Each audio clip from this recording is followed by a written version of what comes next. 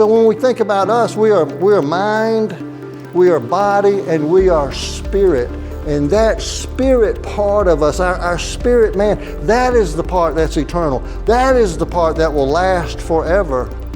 So how do we make sure that our spirit man is going to go to heaven, that it's going to be back in heaven? And here's just a couple of verses to think about.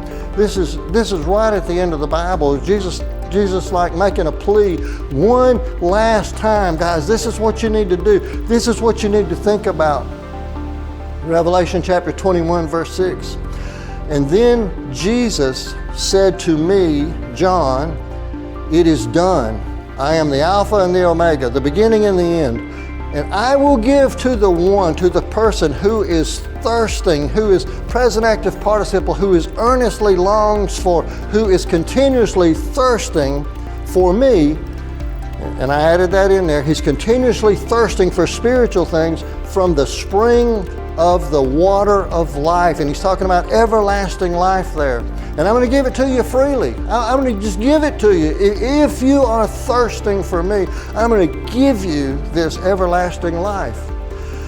In verse 7, he who is overcoming, present active participle, will inherit these things, and I will be his God, and he will be my son or daughter. He will be my offspring, the one who overcomes. So what does that mean, to overcome?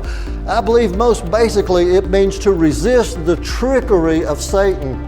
Satan is saying you need to go for the glitz and the glitter of this world. You need to have all the fun you can now. You need to have all the pleasure you can now.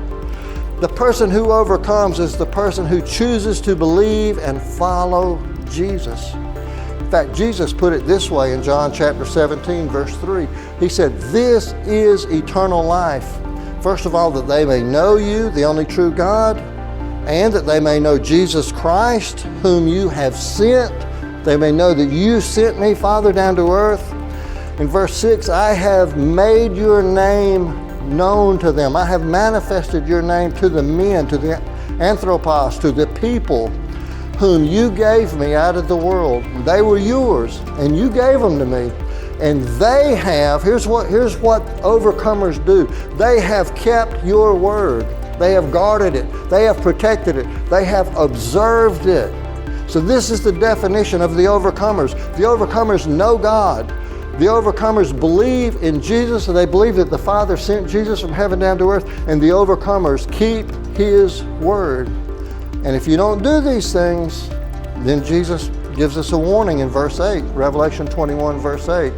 But for the cowardly and unbelieving and abominable and murderers and immoral persons and sorcerers and idolaters and all liars, their part will be in the lake that burns with fire and brimstone, which is the second death.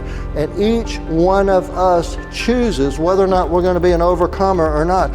We choose whether we're going to let our fleshly desires reign supreme, or whether we're going to put God first and seek him through the spiritual world, through the Spirit of God. And Paul put it this way, Romans chapter 8, verse 5. For those who are according to the flesh set their minds on the things of the flesh. But those who are according to the Spirit set their minds on the things of the Spirit. For the mind that's set on the flesh is death, but the mind that's set on the Spirit is life and peace. Because the mind that's set on the flesh is hostile toward God, for it does not subject itself to the law of God, for it's not even able to do so. So that's the question. What is your mind set on? What do you mostly think about? Are you thinking about pleasing God? Are you thinking about being acceptable to God? Or are you thinking about, well, I'm going to do this and I'm going to do that and I'm going to get this pleasure and I'm going to have this and all these things? Are you thinking about heavenly things or are you thinking about earthly things?